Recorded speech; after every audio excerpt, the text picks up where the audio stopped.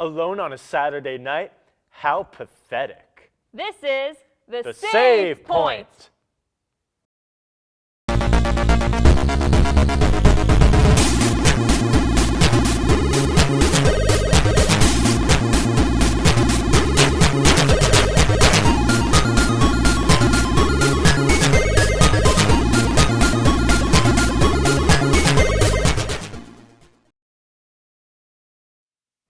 Hello, Monmouth University. I want to wish a happy Valentine's Day to all of the happy couples out there. We hope you enjoy your day together. But for the rest of you single losers, welcome to the Save Point, your #1 source for anything gaming. I'm your host, Marissa.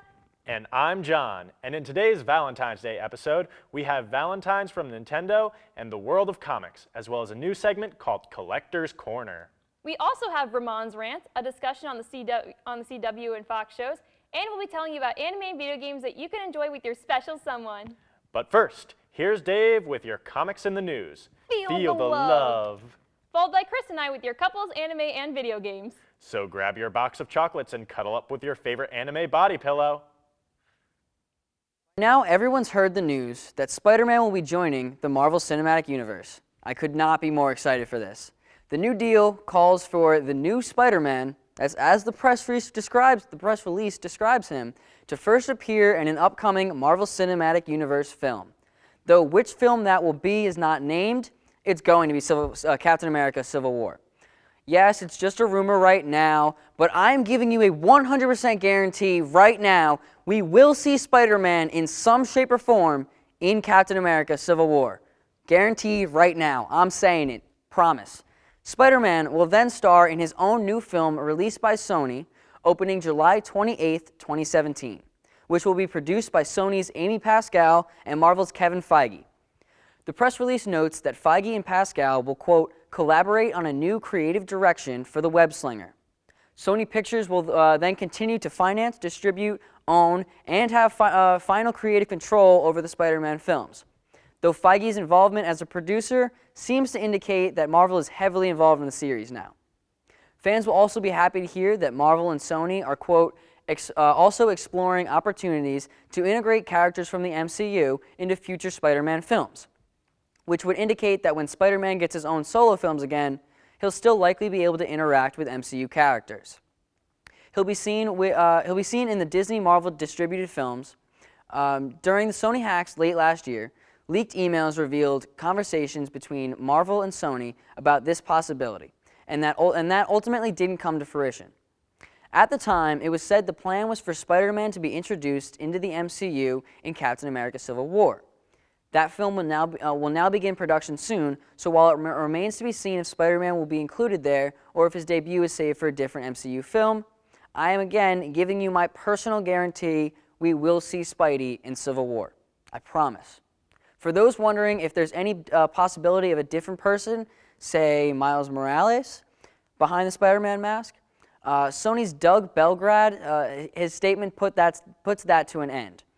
Says Belgrad, Sony Pictures and Marvel Studios share a love for the characters in the Spider-Man universe and have a long, successful history of working together. This new level of collaboration is the perfect way to take Peter Parker's story into the future. Sony is going to be looking to a few fresh faces to portray a much younger Spider-Man in their Marvel Studios-sanctioned new take on the character. A few actors are already being considered to replace the Amazing Spider-Man series as Andrew Garfield, including Dylan O'Brien, who you may have seen starring in The Maze Runner, and Logan Lerman, who played Percy Jackson in the Percy Jackson series and was more recently in the war film Fury. The studio has reportedly not yet reached out to either actor. A new director is also needed to replace the Amazing Spider-Man film's Mark Webb, and presumably this new director will participate in the casting of the film. The new Peter Parker will reportedly go back to Spidey's roots and put the character back in high school. The web-slinging superhero will now reportedly spend more time in the setting and explore his awkward relationship with other students, while fighting crime out of the classroom. Now, here's what I think is the coolest thing about this deal. Marvel didn't pay Sony a dime for the use of Spider-Man, and Sony didn't pay Marvel either. Marvel is instead essentially leasing the rights from Sony. Sony gets a hopefully revitalized Spider-Man thanks to Marvel, while Marvel gets to use one of their most iconic characters. Both studios have realized that they can mutually benefit from this arrangement. It gives me hope in a future where Marvel has the rights to all of the characters. The only bit of possibly not so great news coming out of this is that the Sony Spider-Man spin-offs, for the moment, are still in the works. This includes the much foreshadowed Sinister Six, the possible Venom spin-off, and the unknown female Spidey characters film that we've previously heard about. The Amazing Spider-Man 3 is obviously dead, and while Marvel's Kevin Feige is involved with Sony's new Spider-Man films, he is currently not expected to be creatively involved with the spin-offs. Now you're all caught up on Spider-Man's transition to the Marvel Cinematic Universe. Welcome home, Spidey. I know you hear that phone ringing behind you, but don't go away, Safe Pointers, because it's probably just your mom. We'll be back with more gaming news after this short break. And 30. Oh! Yo, hey, Allison. What's going on? Working on my free throws. Just sung 30 straight. 30? That's not possible. Maybe not possible for you, but I've been practicing. Step back and give me the rock. Okay. Mm-hmm. Nice. 1, 2,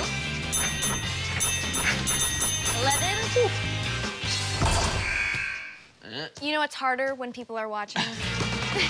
Hey, you know, 11's not that bad. All you need are a few pointers. Thank you. Are you a free throw expert? Well, no, not really, but I do know excellent teamwork when I see it. It's so much easier to get active and live healthier when your friends are there to motivate you with a little friendly competition. Now let's get this game started. All right. Oh, she's going for the hook shot. Hook shot. Oh, that's what I'm talking about. America. Let's get healthy together.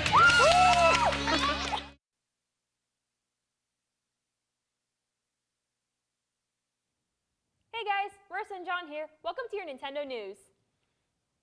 Nintendo is offering free Super Mario, Legend of Zelda, and Kirby Valentine's Day cards. The company posted a selection of Nintendo-themed Valentine's Day cards to its website, which you can print, cut out, and give to that special someone. There are 4 sets of cards overall, designed after different Nintendo franchises, with 6 cards in each set.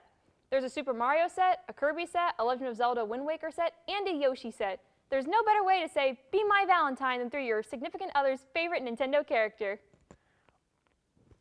On February 10th, Flipnote Studio 3D became available to Club Nintendo members in North America. After many delays to the app, apparently, though some have already listed their codes on eBay to make money, priced between $5 to $25. However, there doesn't seem to be any takers.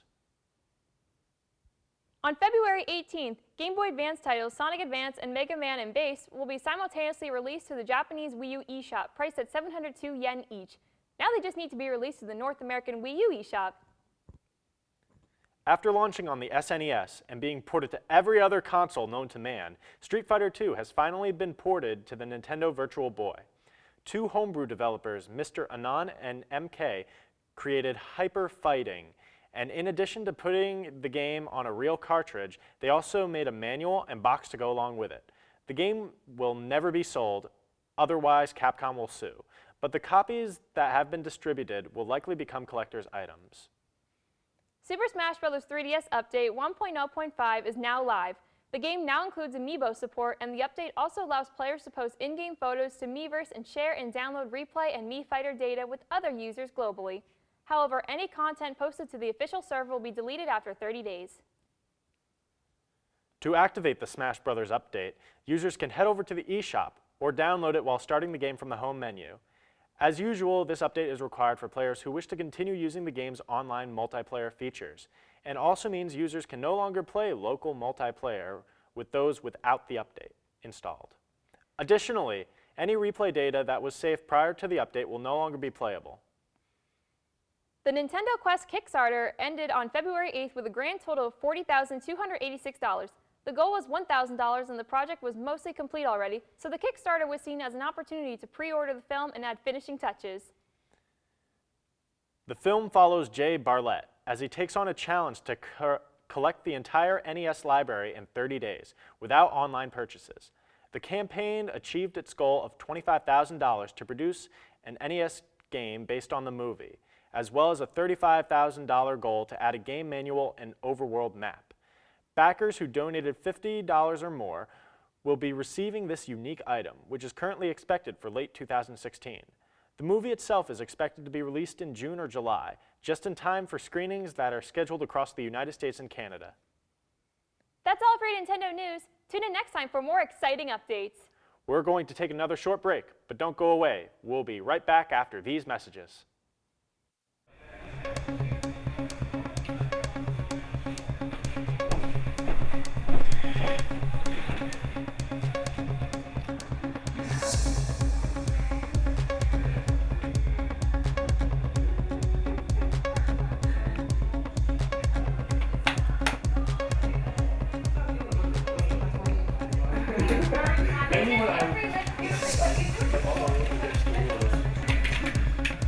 Oh, hey Marissa! Check out this awesome new game!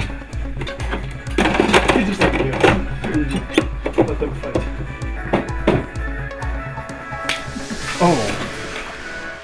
Let's play this game.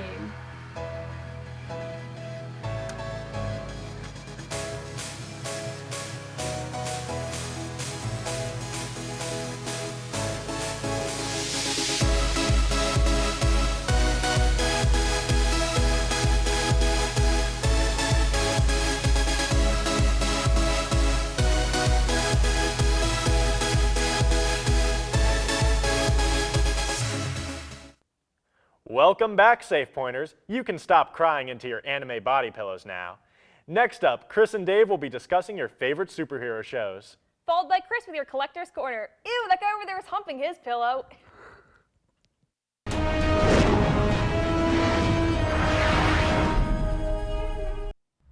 Hey guys, Chris and Dave here with another breakdown of what has been happening on our favorite superhero shows.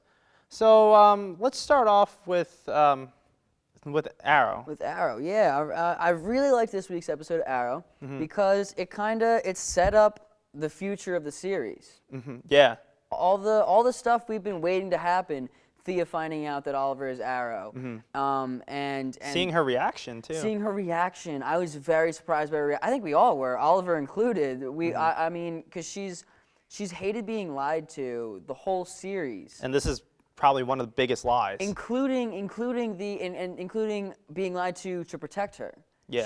She hates that, I think, most of all, and yet she was happy to find out that this was what he was lying about. I think she was relieved that this was all it was. Yeah, and also we get this kind of like this big discovery of that Laurel's not her first name, because when she gets on like the Vertigo and stuff and Sarah reappears, she goes Dinah Laurel Lance. Dinah Laurel Lance, just like in the comics. Dinah Lance. So that kind of set it up for her future too. Yeah, and I was also really happy to see, actually honestly surprised to see Oliver pull the addict card when he was talking to Laurel. And it's honestly it's an interesting take that I didn't really see coming, that her going out as Black Canary to beat up these bad guys could be like an addiction to her. And I really liked how she flipped that back on him and said, well, you're addicted to it too. You're doing the exact same thing. But it instead of drugs and alcohol for Laurel, he's trying to atone for the things he did while he was away. What do you feel about the quickness of the DJ guy Chase? It was his name. Yeah, how he was he a just little came. scumbag, huh? He came.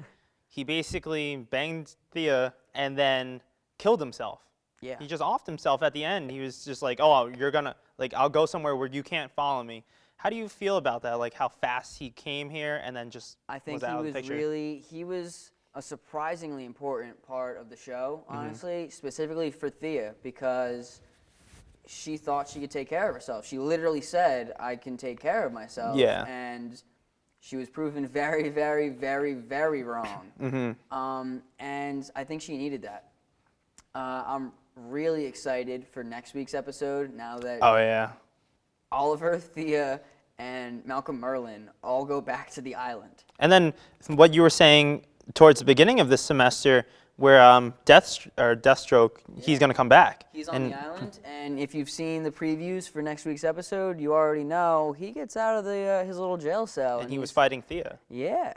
So that'll be a lot of fun. Yeah, I certainly can't wait for that. Each week I'm just like, oh, I want more and more. And I think the other part of the episode that I really liked was when Thea found out, after Thea found out Oliver was the Arrow, Oliver told her that Malcolm knew, and Yeah. Malcolm has known. And he was surprised that Malcolm never told Thea. And so now Thea doesn't trust Malcolm. Whereas before, she was much closer to Malcolm and she had drawn away from Oliver. Just by telling her his secret, she is now closer with Oliver and she's drawn away from Malcolm. It's an interesting new dynamic. And also, Roy's kind of back in the picture with Thea too, because Yeah. he saw her walk off with Chase, and then he was like, oh, like, man. But then he suited up, and then he came with Malcolm Did you not Merlin. think that was creepy? That Thea and Chase were hooking up in her apartment, and Roy and her dad are right outside in the hallway just waiting for something to go down? Yeah, it's like, oh, okay, like we're waiting for it, like do it. What if nothing went down? They would have just like listened to her having sex with this dude. That's creepy. That definitely would have been like probably the weirdest thing that has happened in Arrow, like And I want to know, beyond it. did Roy call Malcolm and say, yo, something's going down, or were they both just waiting outside the hall together? Yeah, like, that's a good question. That's what I would like to know. Yeah, but I guess we'll never find that out. Hopefully not, honestly. I don't want to know what Malcolm was doing there. Yeah. I really don't. But until next time, this has been Arrow. We'll take a short break, and we'll be back with The Flash.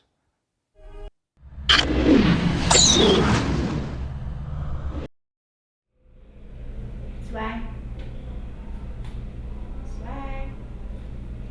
Swag, what? What are you doing? I'm on HawkTV12.com. HawkTV12.com? Yeah, it's so cool. You can watch all the Hawk TV programs on here, and it has the TV guide and...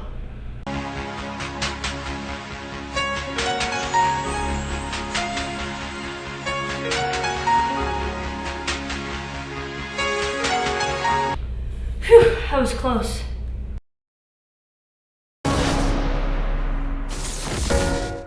Welcome back, Save Pointers. You just saw our discussion on Arrow before. Now we're going to talk about its sister show, The Flash. What did you think of this week's episode? I thought it was really cool. I thought the whole firestorm, how they got into like the main concept of it, was just really, really cool, and how, you know, it was like almost like an ultimatum. Like, okay, if you don't get to him in time, he's gonna die. And you know, there's his wife who wants him back, and then Caitlin wants Ronnie back, and just like so many people were at stake. And Right. I mean, we saw And the not end of the even episode. not even just the characters that we know, but the city potentially, the whole Yeah. city is at stake. And I like how Barry kind of had like small conversation with Martin Stein. Martin yeah, Stein I didn't see that coming at all. That was a nice beforehand. little touch, how they showed that he kind of knows Martin in a way. Mhm. Yeah, it was a nice little Yeah. addition. What else did you like about this episode? Well, I really liked that that we now know for a fact that Barry was there when his mother was killed. Yeah, that goes back to like our Future kind of Barry. theory. We already knew little Barry was there. but Yeah. Future Barry, Speedster Barry is there. It kind of goes back to like our theory that we had like last semester, where we were like, okay, you know, future Barry and, you know, maybe future Eddie came back, or Harrison Wells, and he was going to kill Barry, and you know, future Barry saved him. I was really thinking that the blood on the wall. First of all, I was thinking it would. My first thought was it was going to be just they were going to collect one blood sample and it would be Barry's, and that's how they would know Barry would be there. Yeah. But when they got the second one, I really thought they would find Barry and Harrison Wells, and That's then we what would I know thought. it would be Harrison's. But now it wasn't. We know it wasn't Harrison Wells' blood. So then I think the only other character that we think could be Reverse Flash would be Eddie Thawne. And like you said before, like he's from a different city, so he might not be registered with the Central City Police database, like Exactly. DNA wise. You're right. So Or do you think that they could introduce another character who's the Reverse Flash? I mean, if they do that, they'll throw us for a loop. Like It they would really just would. completely well, here's break. the thing is a lot of the characters and the executive producers, a lot of people involved with the show have said that no one on the internets have guessed the ending of the season, which Yeah. honestly I kind of find hard to believe. I think Yeah. they just haven't seen it yet, but I'm really excited for the season finale because everyone involved in the show is so pumped for that.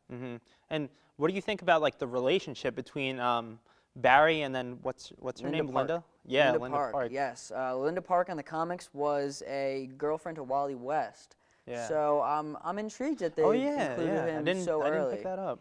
Which I want to know if we're ever gonna meet Wally, because there is no Daniel West, right? And there's would- no and because- brother or anything, because Wally is Iris's nephew. Would Wally? Would he also be black like Iris and Joe? He would be, I guess. Because that's also a difference between the show and the comic, which I think it's a good idea. Like like the diversity and stuff. It did change stuff. In the New but- 52, Wally West is now black. Oh, so, I yeah. didn't know that. Yeah, so I think I think they made all the Wests black in the comics. Okay. And then later on, when they went to make the Flash, they did that as well. Okay. Which I mean I don't have a problem with. Yeah, it that's adds it adds more diversity to the cast. You know? Especially like, in Arrow, as we were talking about before, the only real character is Diggle, and that's yeah, and that's it. So So, would you like to see? Is her name Tatsu? Tattoo. Or is that the guy's name? Tattoo is the guy's wife. The guy's wife. Yeah. Would you like to see her on Team Arrow with the sporting a katana? That would be really cool. I think that'd be really cool. Yeah. That'd be really cool. But I guess going back to the Flash, isn't there's supposed to be one more crossover episode in this end half of the season? Yes, but it's not. It is with the show Arrow, but it's not with Oliver Queen. It'll be with Brandon Routh's Adam. So yeah. I did see that. Adam and Felicity, I think, will be going to the Flash. I don't think the Flash will be going to Arrow. Okay. But yeah, they'll be appearing in the Flash. Okay. Going back, not just this week, last week we caught a glimpse of Gorilla Grodd. Yes, that was awesome. Because that's the one thing I've been waiting for since the season premiere, when we saw that cage broken open and had the name Grodd on it. That's what I've been waiting for forever. And we finally got to see that big old ape. Yeah. And then he just took two security guards and he killed ripped him, and then the one guy who was clinging on the wall, and his hand just Yes. just I rips him want to back. find out that he didn't actually kill them, but that he either somehow turned them or their minds into smart gorillas. Super smart gorillas, so that he has gorilla army. Yeah. What do you think that we're gonna catch a glimpse in the near future of the brain? What's the name for that? Is it just the brain? The brain. Oh, is that It's just like that a old little Doom pedestal Patrol villain that was on Teen Titans? Yeah, it's like a little pedestal with a brain in it. Where are you getting that from? Do you think that we'll be able to catch a glimpse of that at all? I don't think so. Or do you think anytime Gorilla soon. Grodd's just gonna be completely by himself? Oh, I see where you're going with that. I think in the old Teen Titans show, the brain had a ape counterpart, but it wasn't Gorilla Grodd. Oh, it wasn't? No, Oh, okay. it was another. That explains It was it. another super smart gorilla, but that would be really cool if we saw the brain. That'd be really interesting. Let's write to the Flash executive producers. Yeah. Get the brain on there real quick. Yeah. So I guess just to wrap up the Flash, how do you feel about the whole ending? The name of the episode was Nuclear Man? Nuclear Man, yeah. I mean, I've already seen promotional stills from the next episode, so I know he's not gonna die. And I think if you've seen the show, they're not just gonna kill off. And in the Firestorm. government official, he That's was what I'm he's excited like, for. bring me Firestorm. That's what I'm excited for. General Eiling is going after Firestorm. I think he's going to have a much more difficult time finding him now that they're going to be separated. But we know eventually they're going to come back together and be Firestorm. So that'll be awesome. And then, I guess to finally wrap it up, we're just rambling now, but how do you think this is going to play into Caitlin Snow's transformation to Killer Frost? Because there hasn't been really any hints at it yet, because I think they want to introduce the Reverse Flash and who he really is and who killed Barry's mom. But with Killer Frost, I don't think we'll see Caitlin transition to Killer Frost anytime soon. I think you asked the wrong question. I think the question needs to be asked: when will we see Cisco transition to Vibe? That's true. If you remember, when Pied Piper escaped or tried to escape, Cisco hit him with vibrations to mess with his mind.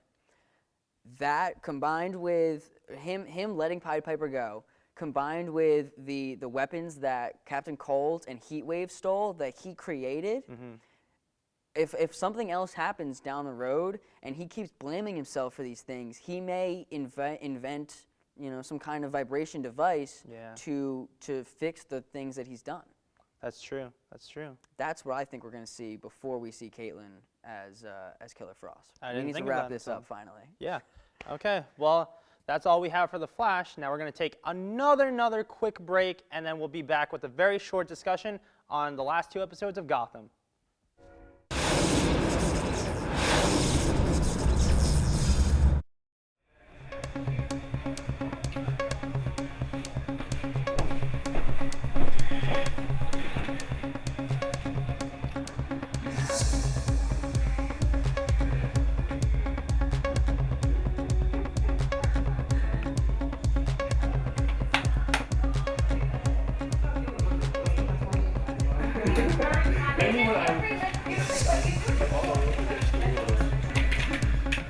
Oh, hey Marissa! Check out this awesome new game! Let them fight. Oh. Let's play this game.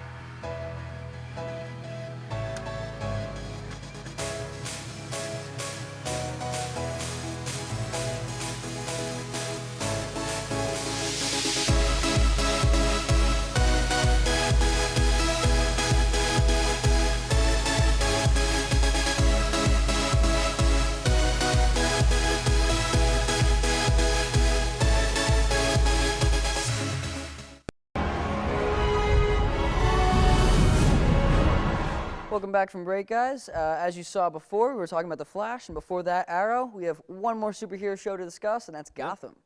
So, give me your take on this week's episode. The past 2 episodes, actually. Yeah, I really liked it. You see the more developing relationship between Jim and Leslie, and how they're planning to like move in together. I Now, guess. how do you think that's going to play out now that Leslie's working in the police department? I don't know. It kind of adds a little bit of drama to his work force because before that the drama was, oh, okay, everyone's thinking the new guy's trying to take over, but they kind of got past that already. Everyone respects him now. He came back after being sent off to Arkham Asylum, and now that kind of brings into the fact like, oh, like this hard-ass Jim Gordon, he's got a soft side. He's got a soft spot, He's with our new MD, Medical examiner. medical examiner. Yeah.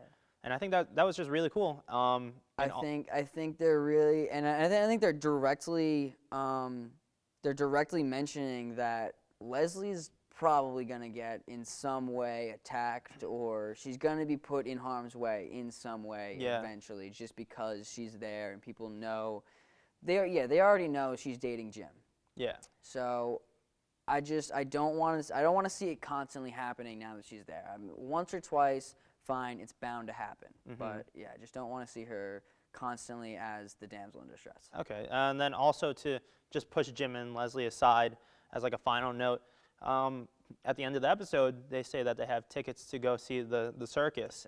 And then the flyer for the circus was the Flying Graysons. So that's introducing, Dick Grayson to Gotham. So, do you think we'll see a young Dick Grayson?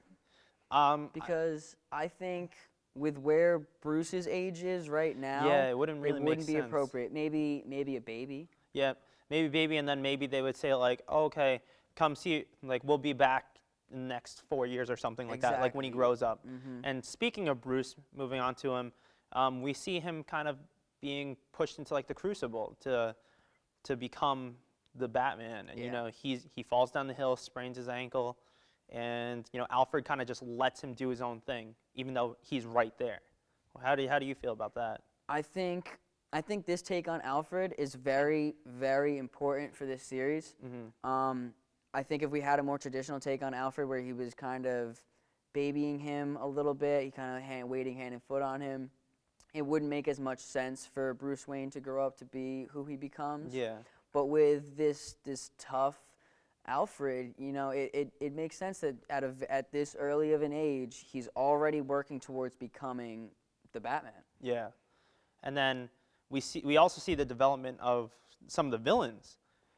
We see Edward Nigma. He finally meets the Penguin. That was such a nice little interaction. And also he gets the medical examiner fired, So that kind of shows like his like dark side. Mm-hmm. You know, how do you think that the development of the characters are coming along, like the villains and stuff? Because Penguin just got his club. Yeah, Penguin just got his club. I like how they didn't immediately go to calling it Iceberg Lounge. That was very important. If they'd immediately went to Iceberg Lounge, I think it would have been a little too cheesy. Yeah. You know, I like how they went for Oswald's first, so that before you call it the Iceberg Lounge, people need to know who Oswald Cobblepot is. Yeah. Right. And I'm really loving the Riddler. I mean, the Riddler's been my favorite Batman villain since I was a kid, just because I love the concept of a guy who tells riddles all day. Like, Yeah. And so I'm just really loving the fact that he's not necessarily a bad guy, but like he's just weird and like not normal. Yeah, and it's kind of like ironic that, I mean, not ironic, but it's very similar to the whole like Harvey Dent type thing. You know how they started on the good side, and then something will is going to happen, and they're going to ending up fighting against like the people who they're working with right now. Yeah. That's another thing I haven't actually noticed before, that we only saw Harvey Dent once, Yeah. which is I think a good thing. It'd be a little too much to just have Batman villains just It's constantly like, in and oh, out of the okay, show. now we have the Riddler, now we have Penguin, now we have the Scarecrow was in it. Scarecrow was in it, although I did really like his arc. I hope we don't see him for a long time. We shouldn't. He's stuck in a little a coma type thing. He's just scared. Yeah. Scared. I think we really got to talk about this. Did you see the promo for next week? I'm not sure. Remind me of what They happened. are heavily teasing the Joker coming next week. Yes, I did see it. I think it's a red herring. We know that they're going to introduce the Red Hood gang storyline, which is, yes, it's the beginning of the Joker storyline, but I don't want to see Them jump straight into it. Yeah, I don't want to see a young Joker in this gang. I don't. It has to be like a more traditional take on the Red Hood gang, where there's this gang and they take one person to pretend to be their leader and then get that person caught. Yeah. That is the Red Hood gang, and that is how the Joker got to be the Joker. Yeah, I don't know about you, but like, what I would really like to see is they would introduce all of the other kind of side villains, and then finally maybe next season, like the mid-season finale or the mid-season opener, or even like the season finale of next season, you know, then maybe hint at more of the Joker. So I don't know. I'm such a fan of the Joker and the traditional take on the Joker that I feel like you can't have a Joker, even the beginnings of a Joker, before you have the Batman. Yeah. It kind of is the Batman that turns him into the Joker. That is true. I can't see a Joker without a Batman yet, especially with him at this young of an age. Then the Joker would be around for 10, 15 years. Yeah, maybe we won't end up seeing a Joker at all throughout. Honestly, I think I would stop watching the show if we saw a definitive Joker. I really do.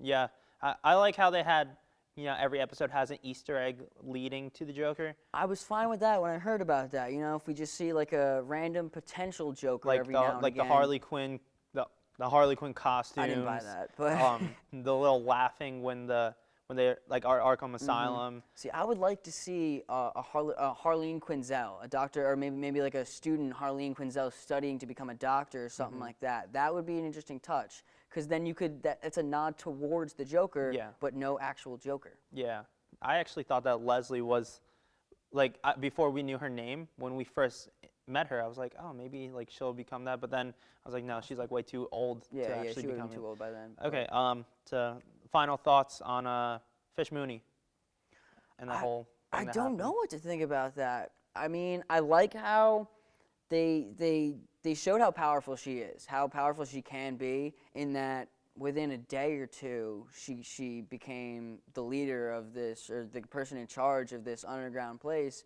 But then once she became in charge, once she got a hold of that knife that said, I'm the big dog, they open up the cage that they're all locked in and threw in a little girl that had her eyeballs cut out, which just goes to show she's not in charge. Yeah. In that room, she may be, but whoever's outside, those are the top dogs. Yeah, I can't wait to see like what happens next. Yeah, because honestly, I'm really confused as to what's going on there. I Yeah. really want to find out There's what's just going been on. like so much that has been revealed within the past couple of episodes, and that just goes to show that these series are just great series. Yeah, honestly, Gotham, I think more than the other two, you really don't ever know what's coming next. They can, because this is a time period that really hasn't been shown, evaluated much. They can pretty much do whatever they want. Yeah. All right. Well, that's all the time we have for our discussion. Tune in next time for more superhero show updates.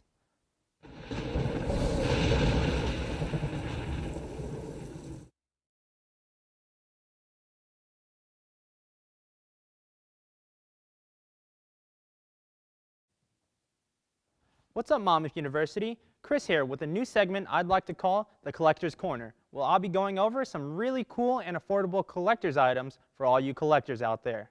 That's a lot of collecting. And where to possibly get your hands on them. So today I have a figurine known as the Funko Pop vinyl figure. These have been around for a while, and I really didn't have much interest in them, when I first saw them at least. And not to mention any use for them, except for a cool dashboard decoration for your car. However, recently, I've grown somewhat of an addiction to them. It's almost as if Funko knows that if they release the same model, Batman, Batman, Batman, with a different wave of other models, they will sell. I'm a huge Batman family and the Bat family. Oh, I'm a huge Batman and the Bat family fan. Sorry about that. And always have been and always will be. So you can see I have a Batman, a Robin, a Batgirl, Batman Beyond, an Earth 2 Batman, a Nightwing, and one of my personal favorites, the Dark Knight Batman figure.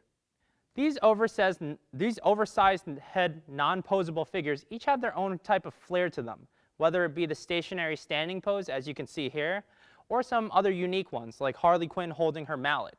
Each of these figures will run you anywhere from $8 to $60, depending on its exclusiveness. However, most of these will be around the $8 to $10 range. Not to mention the huge selection of series they have. Series range from My Little Pony to Magic the Gathering to Breaking Bad, Ninja Turtles, DC Universe, Disney, Pixar, Cartoon Network, Marvel, and even Game of Thrones and Attack on Titan. So I don't think there isn't at least one figure that you would want. I mean, come on. Who doesn't want a square Finding Nemo figure alongside their Colossal Titan figure? And if that doesn't satisfy you, they also have a customize your own kit in case your standards are just too high from settling from a perfectly fine pre-made one. Oh, and they also come in bobbleheads. So stop by your nearest Target, Barnes & Noble's, Hot Topic, or Toys R Us and pick one of your favorite characters up today. Until next time, this has been Chris with your Collector's Corner.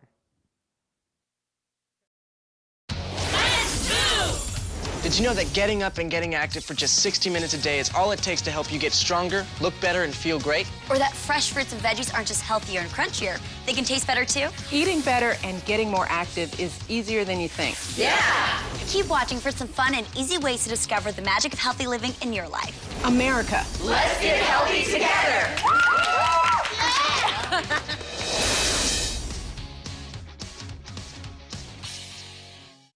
Hey guys, Marissa and Chris here to talk about couples, anime, and video games.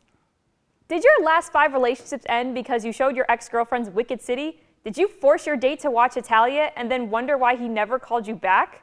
Well, look no further, because I'm here to tell you how to introduce your special someone to the world of anime without them running away. So here are my recommendations for anime to watch with your significant other. Starting off, Sword Art Online. It's a story about Kirito and Asuna, who get trapped in a virtual reality MMO and have to fight their way through the game in order to leave, all while falling in love. This anime has everything: action, drama, some comedy, and of course, romance. The animation is incredible. It definitely has that fantasy feel to it that it should have, and the fight scenes are pretty cool. The second half of the series kind of sucks, but if you can get past that, then you can enjoy the Phantom Bullet arc in Sword Art Online 2. It's awesome. Next, Full Metal Alchemist Brotherhood. There's also the 2003 Full Metal Alchemist anime, but Brotherhood is more accurate to the manga. After an alchemic transmutation gone wrong costs Edward Elric an arm and a leg, and his brother Alphonse his entire body, the brothers set out to find the Philosopher's Stone to restore their bodies, with Edward joining the military as a state alchemist.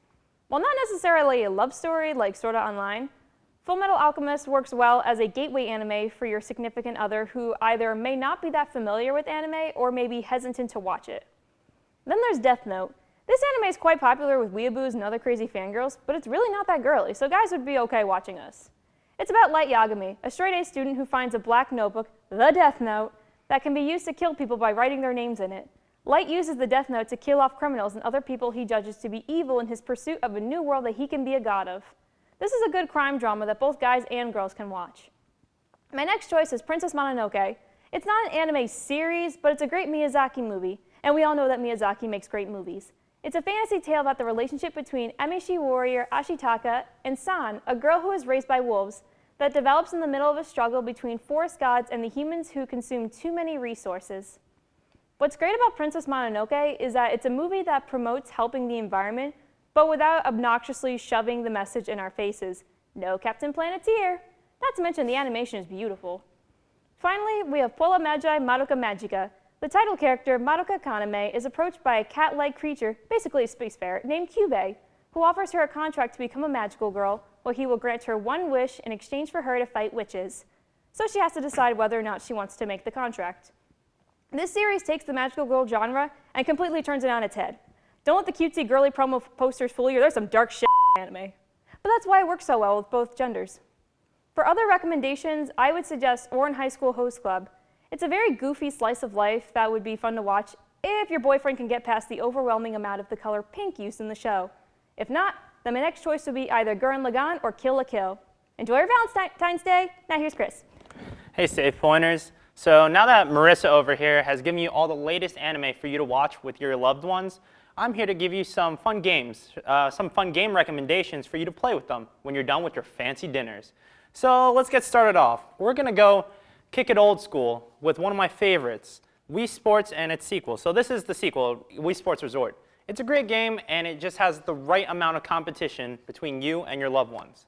So another game that I would recommend would basically be any of these, any Mario games, including Strikers, Mario Party, Mario Kart, and Super Smash Bros. And although Super Smash Bros., especially Melee, does prove a little bit more of the competition than you may like, these are just really good games, especially to play with your friends and your loved ones. And you can have fun with them on Valentine's Day. And I'm sure that there's plenty more where these came from, but this has been Chris and Marissa with your couples anime and video games segment. After school today, I will be dead. I can't go on any longer. Nobody even knows I exist. They pass through me like air, like nothingness. That's what I am. Nothing.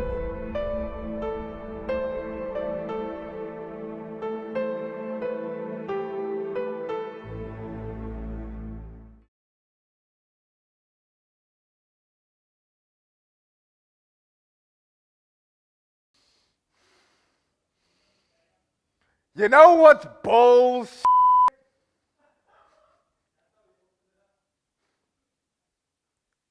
Everyone that's on the other side of this camera right now and in the control room. Now that's some bullshit. I mean, today it's like, oh ladies, he's single. I mean, you know, you, right? You, right? Right? Right? Because I'm the bad guy. I'm the one you're making jokes about, right? I mean, you could clearly see I really don't give a right now. I mean, like, The Wire is showing. I am done. I've spent nearly 2 years on the show, and I've been abused, made fun of, and generally made a of. Is that a sentence? I don't give a It's a sentence now. Let's start with freshman year. Let's start with that. It was Halloween, you know? I didn't have a costume because I was just like, oh, shit, I don't have a costume. Whatever. This is when the bullshit happens. So, Marissa, our lovely director, Christ, I use that term very loosely. Yeah, I hear you in the control room. She decides, oh, hey, let's give Ramon dog ears. And I'm like, okay, fine, whatever. Makes a good costume, right? Whatever. Then the puns start. Oh, you know, 1 or 2, yeah, that would have been fine. Then everything went ape shit. Oh my God, Ramon's in the doghouse. Oh, you better throw him a bone, John. Oh, hey, Missy. Remember, his bark is worse than his bite.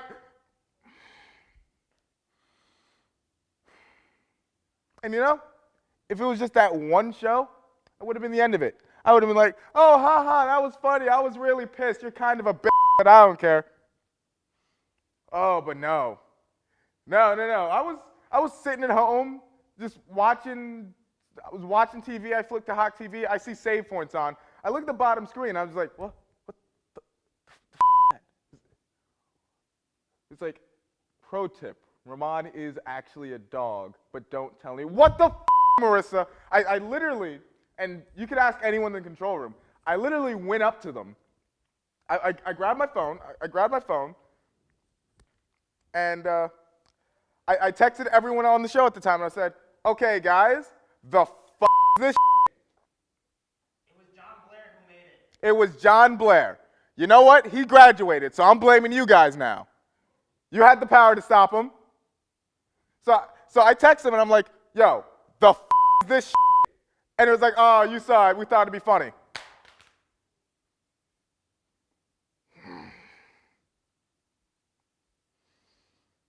And then, you know, a Halloween special again. We decided to do zombies, right? So guess who dies first? I see you laughing. You know what's coming. The goddamn black guy. I thought we were forward thinking here, ladies and gentlemen. Oh my God, you know, he's black, he's independent. Let's kill him.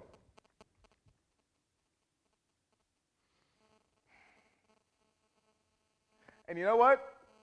Through all that, through all the bullshit, through all the abuse, I still love you guys. Give me a hug. In case you are wondering, ladies, Ramon is single. Anyway, that's the end of our show, Save Pointers. Happy Single Awareness Day. We'll see you next time. We have reached the Save Point.